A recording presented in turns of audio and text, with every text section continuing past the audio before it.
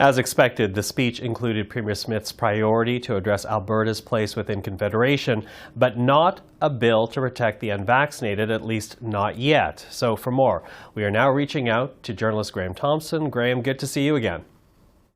Thanks, Michael. So let's begin with the bill for the unvaccinated. Again, not in the speech, but this is a group of people that's been described by Danielle Smith as the, quote, most discriminated against. Has she softened on the issue? Well, not really, because she has said a few days ago that she would not be pushing ahead. This promise she made that she would change the Alberta Human Rights Act to give the same protection for the willfully unvaccinated as the Act gives to people who face real discrimination on things like race and sexual orientation. So there was a promise she made to her members, and she said the very first day as Premier, she said people who were willfully unvaccinated, those who could get vaccinated but chose not to, she said faced the most discrimination of any group that she's seen in the last 50 years. Ridiculous statement, of course. She didn't actually apologize for it, tried to clarify it, but the thing is we thought she'd be changing the Human Rights Act. She said a few days ago she is not doing that. And this is because, look, most Albertans don't see the unvaccinated as a hugely discriminated against group.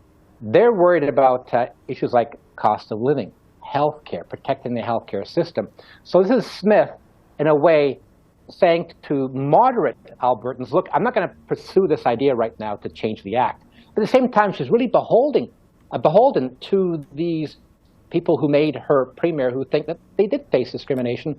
So what she's done, she started to call groups who get money from the province saying, I understand you have a vaccine mandate, so I'm going to ask you to lift your vaccine mandate. And that's putting pressure on these groups. For example, the Arctic Winter Games. The province is giving $1.2 million to that group. She gave them a call a few days ago and said, you have a vaccine mandate, we give you $1.2 million. You might want to rethink that vaccine mandate. And they did.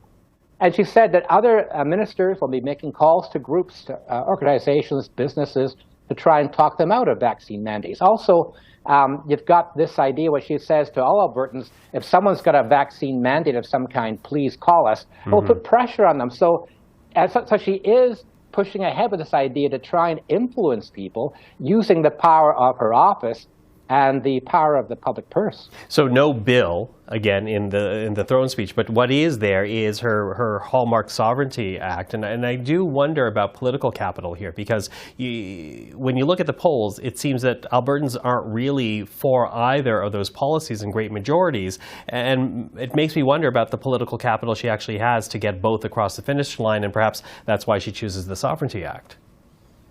Yeah, now this, of course, is a change of the act, the name of the act, and she said a few days ago, look, it's going to be the Alberta Sovereignty within the United Canada Act. Within the United Canada, again, this is her trying to tell moderate Albertans, don't worry, the act will not be about separation. It's about keeping the country together, but about Alberta standing up for itself.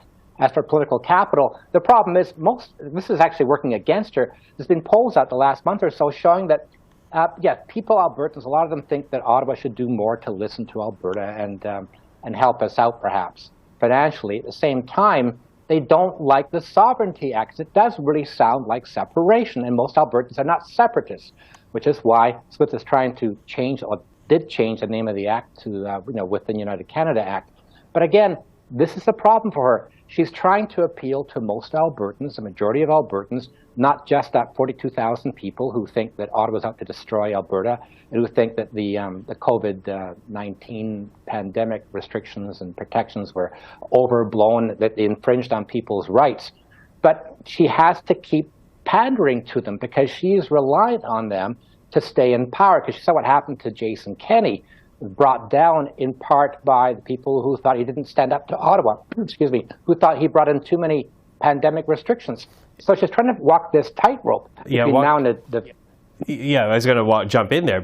Walk this tightrope, as I say, between now and the provincial election, just 6 months away. So just how difficult of a task has she set up for herself between now and May? It's really difficult. Because you got the majority of Albertans don't like her. The public opinion polls show that. They're not supportive of the Sovereignty Act. And so she's going to walk this line, but it's going to be really, really difficult because, again, she can't help herself when she has a news conference to say, I'm not going to be bringing in changes to the Human Rights Act.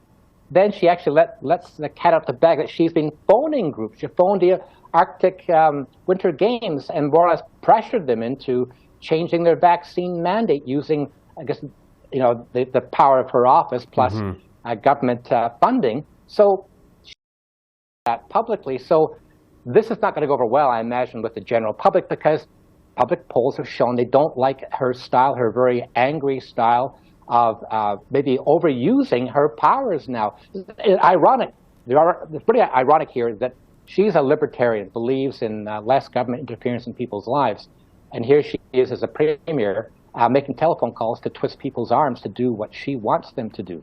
So that's not going to go over well with the public. 6 months to the next election, a lot can happen.